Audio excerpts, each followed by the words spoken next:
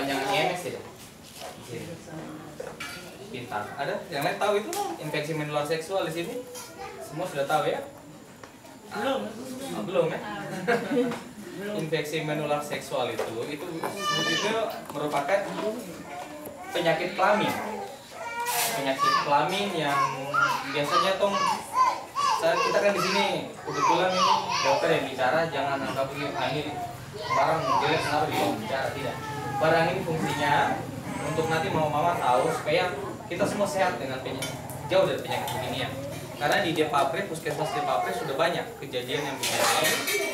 Saya menyuluhkan ke masyarakat di lab. Siapa tahu kita tidak tahu siapa saja. Kalau kita lihat entah itu bapak ya begitu, kalau nakal begitu kan kita tidak tahu, atau mama yang ada keluhan begitu kita tidak tahu, langsung ke dokter yang ada, nanti dokter akan tahu ciri-cirinya. Ya, baik. Di kita punya puskesmas sudah bisa melayani, sudah bisa untuk lakukan pemeriksaan ini. Yang dorong bilang ada ciri-ciri kencing kenapa bisa nanas segala macam toh. Penyakit infeksi menular seksual ini ada ciri-ciri. Kalau laki-laki yang pertama mereka bilang, kalau kita punya istilah kencing di sini bahasa biasa hari-harinya kencing nana. Kalau dibilang gonorrhea ini ciri-cirinya begini. Kalau laki-laki dia menetes, dia macam nana keluar dari ujung. Kalau mama-mama lihat tapo bapak begini langsung kirim saja ke orang tong periksa. Kalau ini tidak diobati kasihan ke mamanya. Karena ini bisa penyebab salah satunya terjadinya kanker mulut rahim. Ini kalau pada cewek, kalau wanita sama kita bisa lihat dia keluar nanas, keluar warna kuning-kuning putih gitu. Kemudian sifilis, bilang raja singa. Kalau sifilis itu gambar ini luka-luka. Kalau pada laki-laki dia punya alat kelamin itu macam ada luka-luka, lecet-lecet, terus warna merah, macam radang begitu, merah dia. Kalau perempuan dia punya ujung, maaf kata dia punya bibir yang kiri kanan itu, dia warna merah dan ada luka. Dia kalau kesentuh itu dia perih sekali, gitu ya.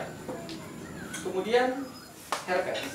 Herpes ini hampir sama dia dengan sifilis. Cuma kalau herpes ini dia tidak di sininya, tapi dia punya pangkalnya yang luka-lukanya. Kalau yang sifilis dia punya ini, kepalanya ini dia luka-luka. Bisa kenali obatnya ya. Kemudian ada seperti daging tumbuh, atau dibilang kalau itu ada seperti jengkel ayam itu. Kalau di sini ada daging tumbuh, itu namanya kondiloma, atau yang disebut jengkel ayam.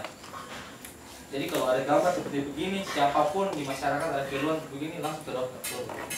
Ya, kita periksa lebih lanjut. Kalau perempuan di pinggir-pinggir di ujung sama, kayak ada daging tumbuh begitu. Ya.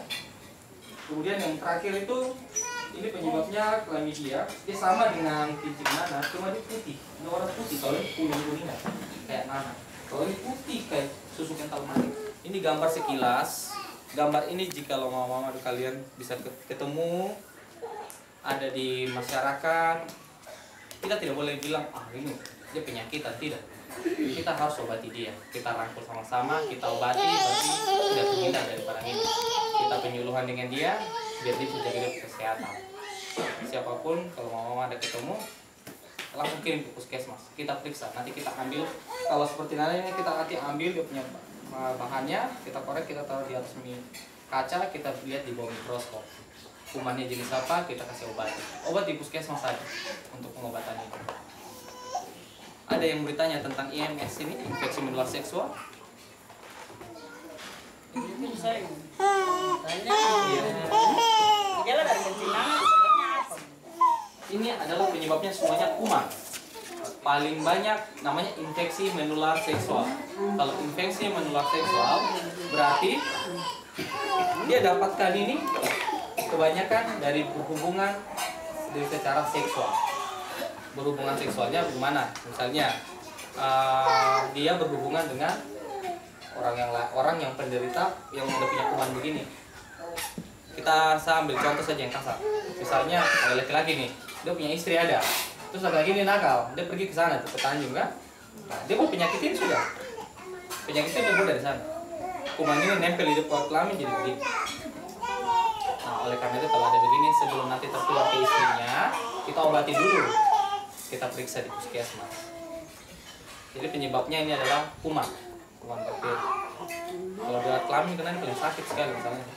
Kalau dia dikena di yang lain masih enak, kalau luka-luka di kaki, kalau luka di kaki paling sakit. Toh? Sudah terjawab. Kalau keputihan itu penyebabnya yang saya katakan chlamydia.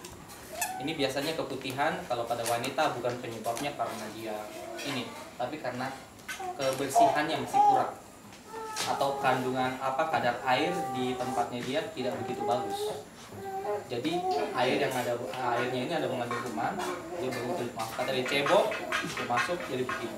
Atau dia jarang nggak ada kalau buang air kecil kadang dia jarang cebok, ataupun misalnya dia buang air besar, kalau cebok dia bukan dari ini tapi dari bawah itu dia cebok ke atas, dia bawa kuman dari kita punya buang air besar itu kayak itu, jadi begini. Kalau tidak dia punya celana dalam jarang dia ganti, bisa lembab. Kalau ada begitu ke dokter juga, kita ke dokter atau ke ibu bidan nanti dikonsul ke dokter, kita bilang kita mau pemeriksaan, kita kasih obat.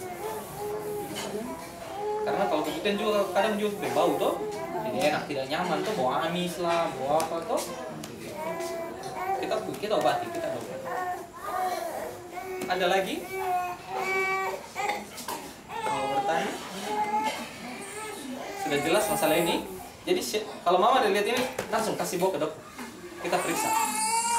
Jangan kita malah biarkan dia kaku begini, tidak. Kita rangkul yang begini, kita obati biar dia sehat.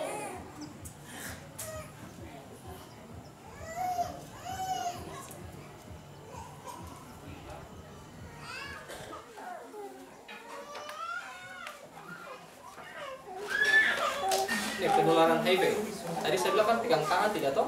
Penularannya itu hanya ini. 1, 2, 3, kalau 4. Yang pertama, penularan itu melalui hubungan seksual. Dia berhubungan sembarangan di luar, dia tidak setia dengan istri. Ini. Ataupun istri tidak setia dengan suami, bisa begini. Penularan pertama. Yang kedua dari jarum suntik. Kalau di puskesmas kita pakai jarum suntik, kita buka, kita pakai satu orang langsung kita buang. Kita tidak pernah pakai satu orang punya ke satu orang lagi. Di puskesmas kita sudah begitu, sudah gimana pun begitu.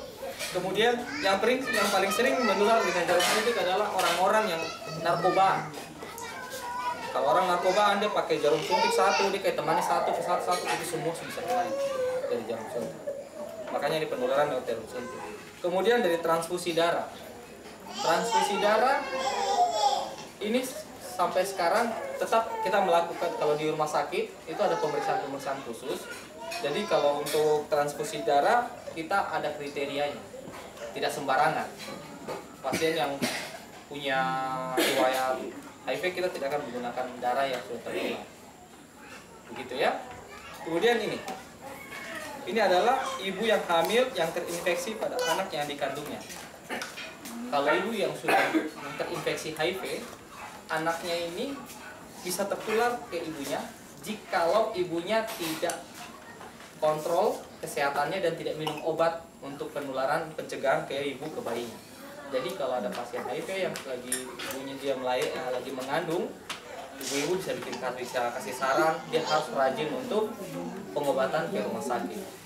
Jadi itu peranan masyarakat yang kita di sini harus merangkul semuanya ini biar bisa kita di kehidupan di masyarakat ini bisa baik.